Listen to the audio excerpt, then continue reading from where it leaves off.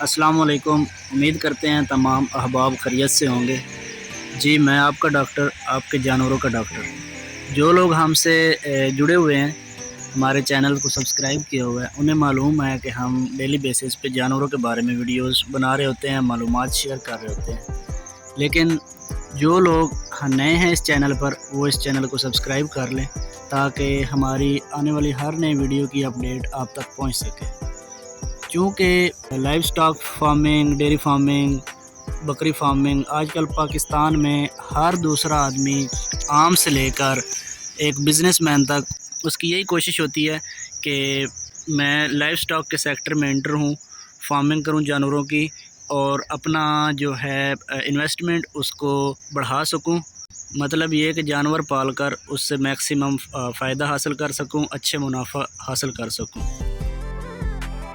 बकरी farming, dairy farming, बछड़ा farming ये इतनी बड़ी साइंस नहीं है, लेकिन अगर कुछ चीज़ें लैग की जाएँ तो आपकी इन्वेस्टमेंट भी ज़ाया हो सकती है और आपका कारोबार जो है वो नेगेटिव रिज़ल्ट्स देगा।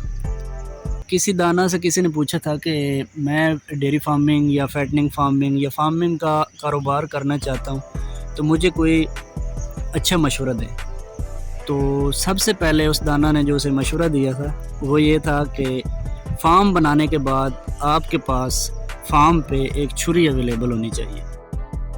तो वो बंदा जिसने मशवरा लिया था वो उनसे नाराज़ हो गया कि जी आप मुझे कैसा मशवरा दे रहे हैं। तो बात दरअसल कुछ ऐसे ही है कि अगर आप चीज़ों को लैग करेंगे, चीज़ों पे गौर व फिक्र नहीं करेंगे, चीज़ों को अच्छे तरीके से मैनेज नहीं करेंगे, तो जो आपका फलाक है आपको नुकसान पहुंचाएगा। कहीं ना कहीं आपको छुरी की ज़रूरत पड़ सकती है।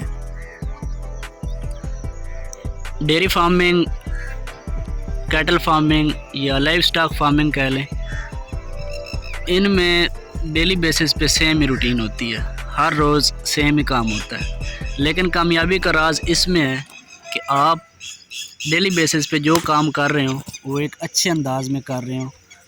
तो अगर आप हर रोज़ एक मुनफरद अंदाज में अच्छे तरीके से उस काम को मैनेज करेंगे तो आपके प्रॉफिट मार्जिन जो हैं वो बढ़ सकते हैं। जानवर पालना एक ऐसा शोबा है कि इसमें आप बिल्कुल थोड़ी सी इन्वेस्टमेंट से भी आप काम का स्टार्ट ले सकते हैं।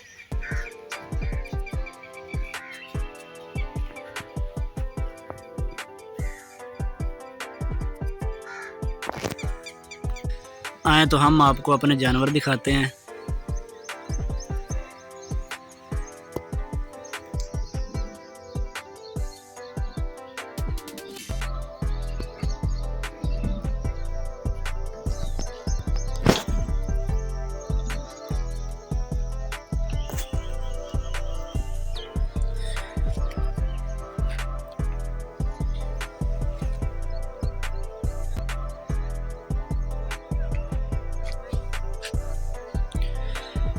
ये हमारे पास कुछ बछड़े हैं जो स्लाटर के बिल्कुल स्लाटर होने के काबिल हो चुके हैं, रेडी हो चुके हैं, गोल होना शुरू हो गए हैं। इनको कुछ दिन बाद हम स्लाटर करवा देंगे।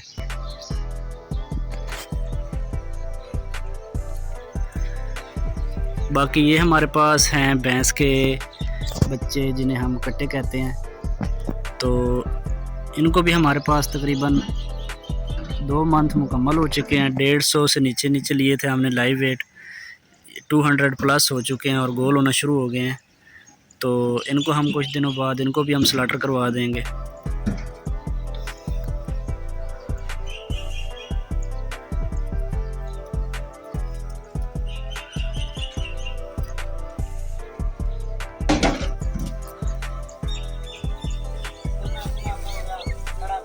जी, ये हमारे जानवरों को फीड लग चुकी है, इनके फीडिंग का टाइम हो चुका है, तो जानवर फीड खा रहे हैं।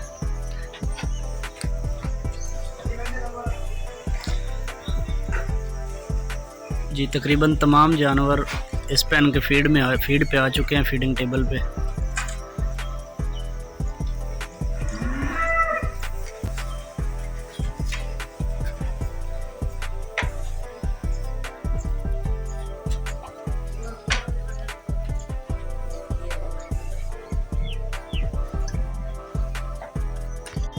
आजकल जानवरों में मुख्तलिफ़ शोबे हैं। डेयरी का अलग शोबा है, जानवरों की पलाई का अलग शोबा है। तो सबसे पहले तो आपको एक साइड चूज़ करनी पड़ेगी कि आप डेयरी की तरफ जाना चाहते हैं या बछड़ों की पलाई की तरफ जाना चाहते हैं, किस चीज़ का फ़ायदा ज़्यादा है। फिर उसके बाद बछड़ों की पलाई भी 2 किस्म की होती है।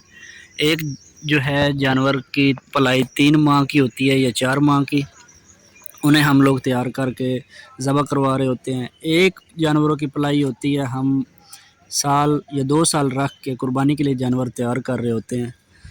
तो हम अपनी आने वाली वीडियोस में ये भी बताएंगे कि कुर्बानी वाले जानवर पालना फ़ायदेमंद है या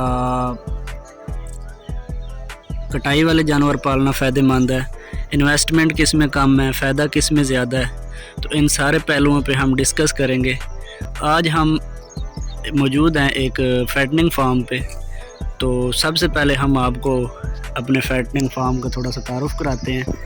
ये फैटनिंग फार्म, इस पे 700 जानवर है, 180 कट्टा है, बाकी बछड़े हैं पलाई वाले, और 150 जो है कुर्बानी वाला जानवर है।